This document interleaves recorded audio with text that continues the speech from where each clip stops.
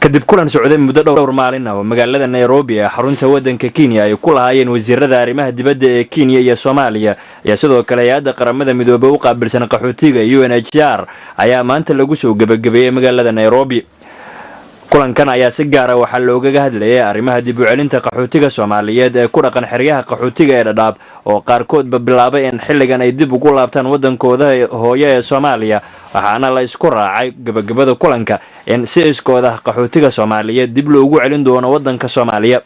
wasiirka wasaaradda arrimaha dibadda ee dawladda federaalka Soomaaliya Mudane Cabdisalaan Cumar Hadliye oo warbaahinta la hadlay kulanka kadib ayaa waxa uu sharaxay waxyaabaha sida gaarka ah kulankan loogu falanqeeyay, waxaana hadaladiisii kamid ahaa. waxaan ka wada hadalnay arrinta Dadaab ee labadii bilood ee ugu dambeysay laga hadlayay.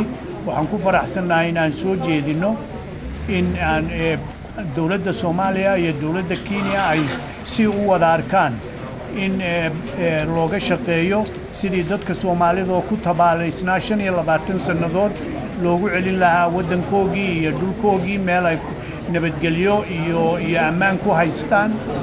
qof alle waxaan ku heshiinoo kale inaan wax qasabi oo cid la qasbaa ayna jiraynin, inaan ku shaqeyno agreementkii ahaa saddexda gees lahaa oo ah inuu yahay voluntary repatriation amba qofkii doonaya la celiyo.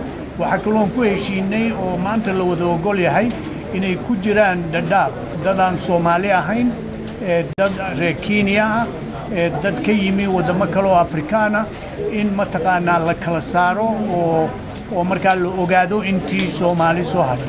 waxaan ku faraxsanahay inaan idiin sheegno iyadoon cidno oo dhan baxa labadii sane u dambeeyay in 100,000 ka badan oo Soomaali ay Soomaaliya ku noqdeen, imikana 20,000 oo kale ay diyaar yihiin. sanadkan intii la joogayna 16,000 ay noqdeen. marka waxaba dadka Soomaalida ayaa doonaya inay noqdaan, annaguna waan rabnaa dadkeenu inay soo noqdaan oo sharaf iyo ciis ugu noolaadaan Soomaaliya.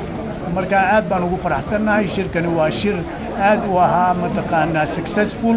dawladaha Soomaaliya, Kenya iyo waliba hay'adda qaramada midoobay u qaabilsan qaxootiga UNHCR ayaa waxa ay isku raaceen in qaxootiga Soomaaliyeed ee ku dhaqan xeryaha qaxootiga Dadaab ee dalka Kenya aanan loo celin doonin si qasab ah. Umar Caaqil, SNTV, Nairobi.